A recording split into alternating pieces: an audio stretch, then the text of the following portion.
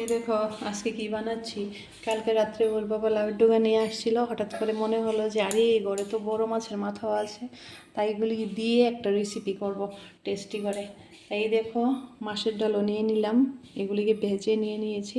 এখন এইগুলিকে দিয়ে কাঁচা লঙ্কা দিয়ে আদা দিয়ে সবগুলিকে একসঙ্গে পেস্ট করে নেব।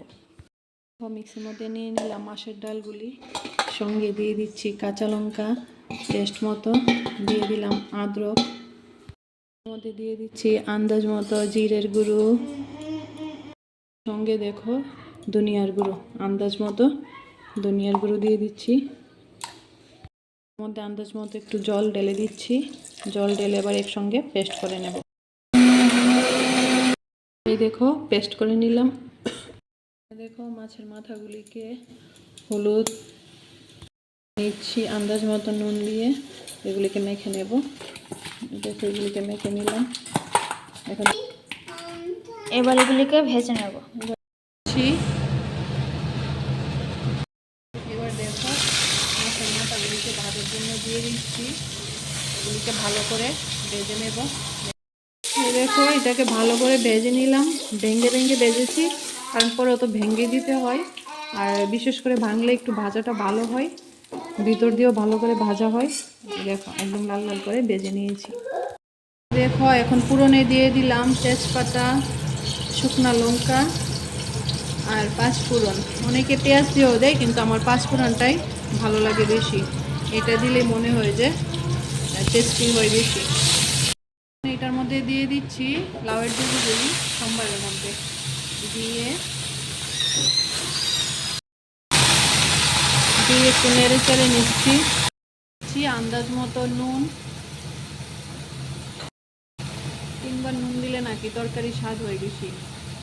দিয়ে দিচ্ছি হলুদ গুঁড়ো, দিয়ে এবার এটাকে নেড়ে চেড়ে এটাকে ঢাকা দিয়ে দেব, ডেকে দিচ্ছি। দেখো একটু সিদ্ধ হয়ে নি, এই দেখো ঢাকনা খুলে নিয়েছি, এখন মোটামুটি একটু সেদ্ধ হয়ে আসলো।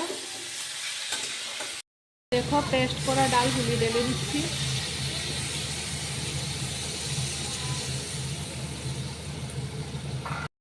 পেস্ট করা ডালটা ঢেলে দিয়েছি।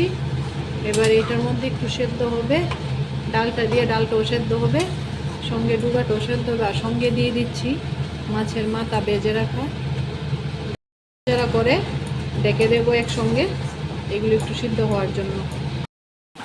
এই দেখো এটা একদম বকবক করছে, ফুটে উঠছে। একটা কথা মনে রাখতে হবে, মাছের ডাল যখন রান্না করবে তখন একটু পরে পরে নেড়ে দিতে হবে, না হলে নিচে দিয়ে ডালটা অনেক সময় পুরা লেগে যায়, কড়ার মধ্যে পুরা লেগে যায়। মাছের ডাল লাউয়ের ডুগা দিয়েও খাওয়া যায়, লাউ দিয়ে মাছের মাথা দিয়েও খাওয়া যায়, লাউ দিয়ে খেতেও খুব টেস্ট। মাছের ডাল যখন রান্না করবে সেন্ট বেরোবে, তখন দেখবে এটার গন্ধেই একদম পেট ভরে গেছে, এত টেস্টি সেন্ট। এই দেখো এখন ধনিয়া পাতা দিয়ে দিচ্ছি, দিয়ে নামিয়ে নেব। সবজি রেডি, এবার ঢেলে নিচ্ছি।